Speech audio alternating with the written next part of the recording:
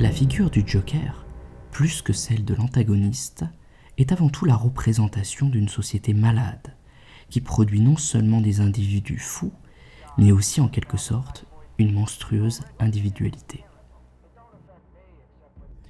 Le Joker de Todd Phillips se permet de dépasser le manichéisme des films de super-héros, entre le bien et le mal, pour s'emparer de l'histoire d'un personnage torturé, porteur de handicap. Il est atteint du rire pathologique.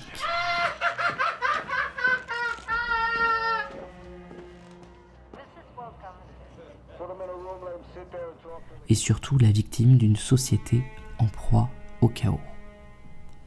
Est-il un anti-héros pour autant ?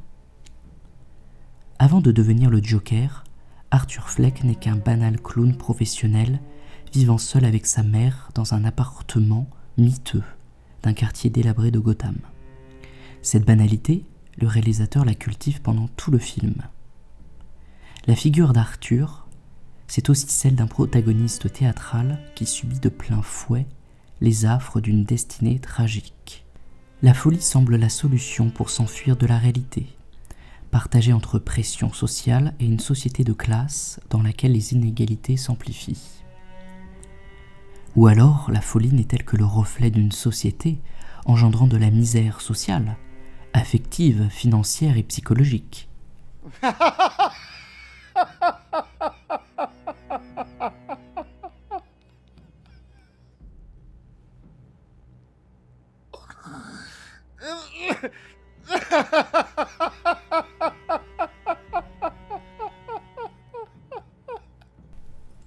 Comme nous l'avons dit, Arthur vit seul avec sa mère malade. Cela lui donne un aspect humain que jamais dans toutes les adaptations cinématographiques du Joker il n'a eu. Phillips s'empare dans son traitement du personnage de toute la complexité de ce dernier et surtout le fait d'adapter un antagoniste dont le seul objectif initial serait d'imposer son précepte d'immoralité et donner ainsi toute sa valeur morale au héros. Phillips renverse ce jeu pour psychologiser également de façon réaliste, mais pas seulement, quoiqu'en bonne partie. Arthur, dans son quotidien, y compris même dans sa maladie profondément contextualisée à ce qui l'entoure, autrement dit, la société elle-même. Ce que fait le réalisateur, c'est établir une généalogie du parcours du personnage. Généalogie centrée principalement sur son basculement vers le crime. Généalogie qui se focalise aussi et surtout sur sa souffrance en tant qu'individu banal et sur son rejet du fait de sa différence, de son handicap. Ce rapport contingent entre individu et société est le cœur du message du film, ou comment un personnage transforme sa folie personnelle en une folie meurtrière, et surtout existentielle, car il s'agit bien pour Arthur d'incarner l'icône du Joker, qui le fait vivre et lui donne le spectacle qu'il a toujours voulu donner.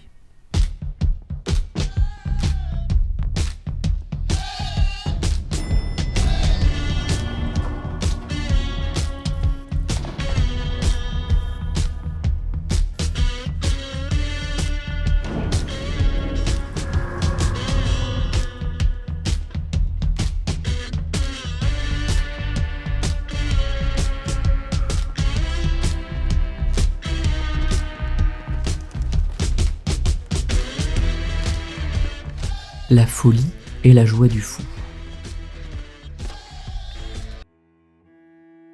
Arthur est un fantôme qui erre dans les rues de Gotham, portant sur ses épaules le poids d'une société clivante, dans laquelle la misère et les inégalités sont grandissantes. Sa routine est dégradante, elle le détruit petit à petit. La société étant divisée par tranches comme un bambou, la grande affaire d'un homme est de monter dans la classe supérieure à la sienne, et tout l'effort de cette classe est de l'empêcher de monter. Les rapports sociaux sont le cœur de la problématique du film. Ils contiennent toutes les tensions d'une société, car ils indiquent un rapport de force évident entre les victimes du système et les plus riches. Le Joker inverse tous les codes. Le rire devient une pathologie, la comédie une tragédie, le divertissement du spectaculaire réaliste et l'illusion, la réalité.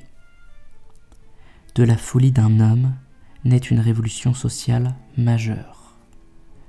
À travers l'image d'Arthur, c'est toute une société qui est mise en cause. Todd Phillips utilise d'ailleurs les miroirs pour montrer ce lien renversé, ce double meurtrier qui va transformer le personnage.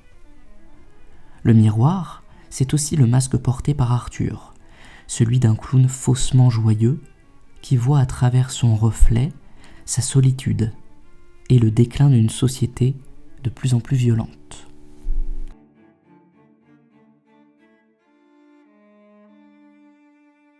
La nature a fait l'homme heureux et bon, mais la société le déprave et le rend misérable. Rousseau, philosophe du contrat social, admettait en quelque sorte la prédominance d'un état de nature chez l'homme, état du rapport contingent entre le vivant et l'être. Pour lui, la société est une construction bâtie sur le désir de propriété légitimée.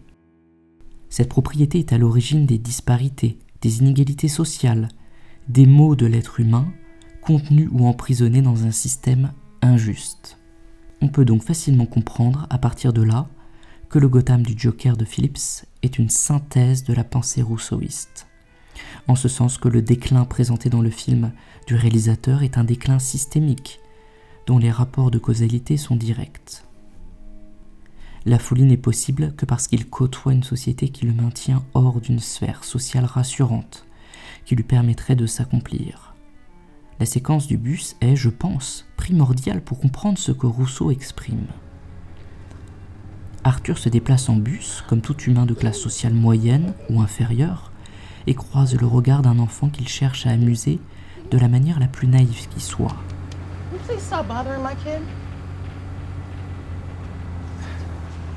I wasn't bothering him. Just stop. I was...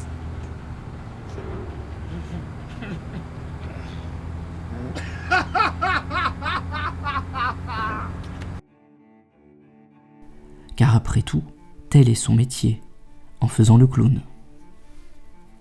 Mais la réaction de sa mère est celle de la confrontation des êtres humains entre eux. Avec Joker, c'est aussi de notre réalité dont il est question.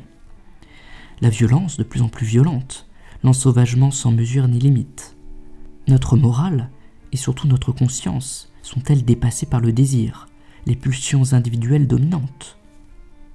La société très réaliste que nous montre Todd Phillips est celle d'une ville sale, dégradée, un monstre, conséquence des inégalités et de la violence en devenir. La société produit-elle des fous ?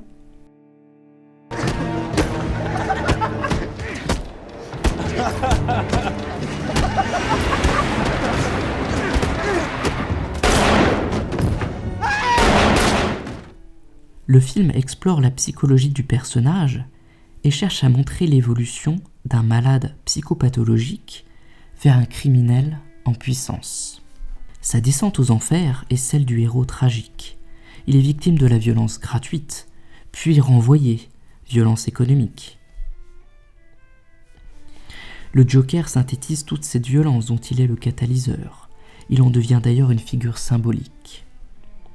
Là où le film de Nolan insistait davantage sur le leadership et l'affrontement d'un criminel fou contre le chevalier noir, l'esthétique et la vision réaliste de Phillips dérangent les consciences et l'ordre établi, puisqu'il traite le personnage du Joker d'abord comme celui d'Arthur.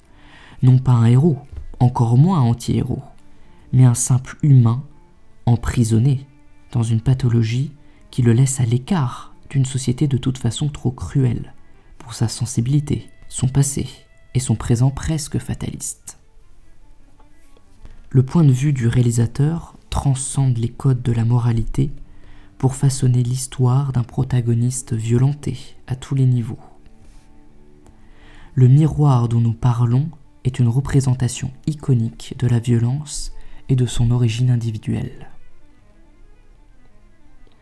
Phillips y ajoute l'interprétation de la modernité, à savoir la psychologisation des pulsions humaines sous le trait à peine employé de la folie. car c'est bien là l'ultime différence entre l'œuvre de Nolan et celle de Phillips, de considérer d'abord la folie de l'un dans le premier, tandis que le second évoque la rationalité d'une pathologie mentale pouvant s'abattre sur tout un chacun. Au final, nous ne pouvons qu'entrer en empathie avec Arthur. L'image que l'on perçoit de lui en tant que spectateur peut être dupée, et celle d'une victime de toutes les agressions et d'une destinée tragique. Sa vie, vouée au malheur, ne peut être contrebalancée que par le rire, la comédie, faiblesse du personnage dont il souhaite faire une existence. All I have are negative thoughts, but you don't listen anyway. I said, for my whole life, I didn't know if I even really existed. But I do. And people are starting to notice. Toute société qui prétend assurer aux hommes la liberté doit commencer par leur garantir l'existence. Le film est un enchevêtrement de mise en abîme. Le spectacle est d'abord ce lieu symbolique dans lequel Arthur devient le Joker, un personnage de scène théâtrale qui utilise une particularité atypique pour en faire un item du rire.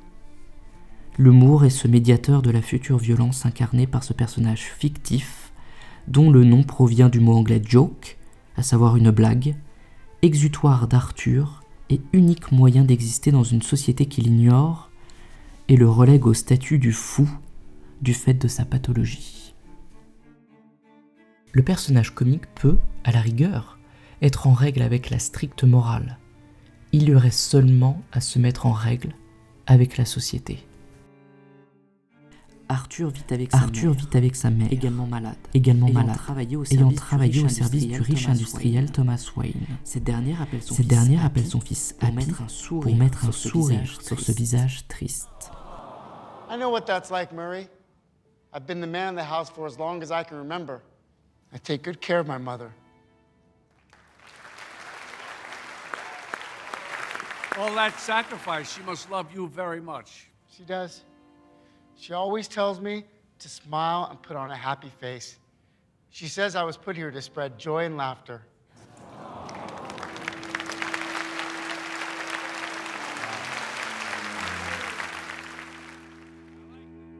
Ce même Arthur rêve de devenir humoriste et de monter sur scène pour faire rire ses semblables. La fonction du rire dans le film de Phillips est plus qu'ambiguë, car elle convoque à la fois la pathologie et également le rire de moquerie, qui peut heurter et humilier. You're awful. Me? I'm awful? Oh yeah, how am I awful? Playing my video. Inviting me on the show. You just wanted to make fun of me. Le rire est, avant tout, une correction. Fait pour humilier, il doit donner à la personne qui en est l'objet une impression pénible. L'enchaînement des mauvaises circonstances qui s'abattent sur Arthur auront raison de sa folie meurtrière. Cette transformation par étapes progressives de Carrie Bancila fera du Joker un vengeur qui n'est ni un leader d'opinion, ni un propagateur d'idéologie. Le Joker est en perpétuelle représentation, souvent seul chez lui, dans une pièce exiguë ou sur la scène de l'émission du Murray Show. La violence la plus cinglante est montrée à l'écran sans aucun filtre. Elle interroge avant tout notre capacité à voir des images violentes et amorales en l'instant présent. Elle interroge aussi notre rapport au spectacle et à la réalité. Car c'est bien ce que fait le Joker. Il donne à voir la cruauté à l'état brut, en direct devant les caméras. C'est d'ailleurs ce que Guy Debord a nommé la société du spectacle, une société emmaillotée dans son désir de divertissement. Divertissement forcément de plus en plus envahissant et spectaculaire. Le spectacle n'est pas un ensemble d'images, mais un rapport social entre des personnes médiatisées par des images. Le rapport aux images dans une société qui vit au quotidien, avec un flux d'images permanent et instantané, est une problématique essentielle posée dans le film et qui fait écho de manière réaliste à nos sociétés, au-delà même de la fiction. I killed those guys because they were awful. Everybody is awful these days. It's enough to make anyone crazy. Okay, so that's it. You're crazy. That's your defense for killing 3 young men? No. They couldn't carry a tune to save their lives. Oh, why is everybody so upset about these guys? If it was me dying on the sidewalk, you'd walk right over me. I pass you every day and you don't notice me. But these guys, what, because Thomas Wayne cried about them on TV? You have a problem with Thomas Wayne, too. Yes, I do. Have you seen what it's like out there, Murray? Do you ever actually leave the studio? Everybody just yells and screams at each other. Nobody's civil anymore. Nobody thinks what it's like to be the other guy. You think men like Thomas Wayne ever think what it's like to be someone like me? To be somebody but themselves? They don't. They think that we'll just sit there and take it like good little boys, that we won't werewolf and go wild. You finished? I mean, there's so much self-pity, Arthur.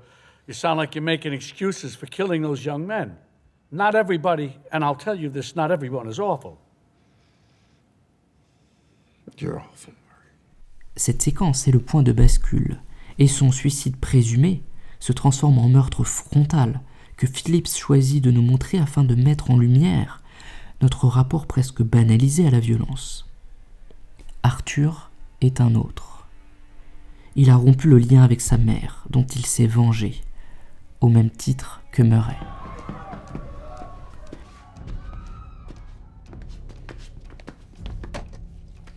Good night. Du rire naît son chaos. Sa comédie est le théâtre de la tragédie dans les rues et l'idée d'une révolution pour le mouvement des clowns.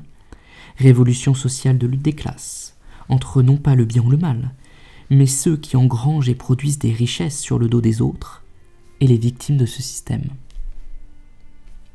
Une des dernières séquences du film montre l'arrestation du Joker.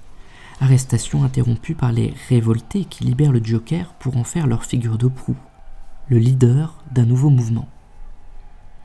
Le meurtre des parents du petit Bruce Wayne pourrait être compris selon plusieurs lectures comme le film entier d'ailleurs. Soit c'est un acte prémédité pour assassiner un pont du système économique et politique dominant, une représentation à battre somme toute. Soit c'est à recontextualiser dans l'instant révolutionnaire même, un meurtre de personnes riches, de par leurs apparats. Dans tous les cas, la visée reste la même. Vous vous fiez à l'ordre actuel de la société sans songer que cet ordre est sujet à des révolutions inévitables. Nous approchons de l'état de crise et du siècle des révolutions. Le Joker est-il l'histoire d'une révolution ? Le parcours psychologique et réaliste d'un fou ? Il n'y a évidemment pas de réponse toute faite, mais la certitude d'un problème persistant fondé sur l'injustice, une individualisation renforcée et un clivage socio-économique très ancré. Pour conclure, je terminerai avec cette citation de George Orwell, le visionnaire de notre époque, si je peux m'exprimer ainsi. Celui pour qui la liberté s'exerce d'abord dans la conscience et l'émancipation de tout un chacun, d'une société qui s'autocratise autour de symboles souvent destructeurs vis-à-vis de sa population.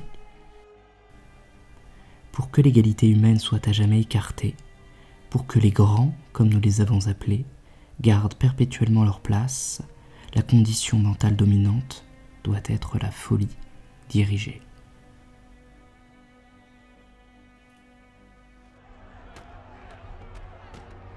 On comprend dès lors que la folie qui nous guette n'est jamais très loin. Et elle n'est jamais l'entière explication, bien sûr. Elle se concrétise, par contre, souvent par la violence.